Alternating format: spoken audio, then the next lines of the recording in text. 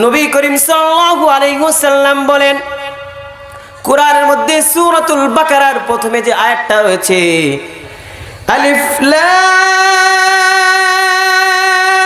মিম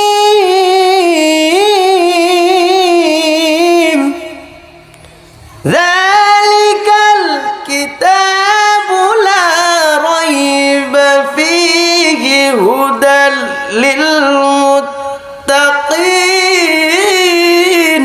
আল্লাহু আকবার। আমার নবী বলেন, হে উম্মতে মুহাম্মাদিরা শুনে নাও, এই আলিফ লাম মিম এইখানে তিনটা অক্ষর, এখানে একটা অক্ষর না, কয়টা অক্ষর? তিনটা অক্ষর। যেই ব্যক্তি এই আলিফ লাম মিম পড়বে, সাথে সাথে তার আমলনামায় 30টা নেকি লেখা হবে। বলেন সুবহানাল্লাহ। একটা অক্ষর পড়লে 10টা নেকি, তিনটা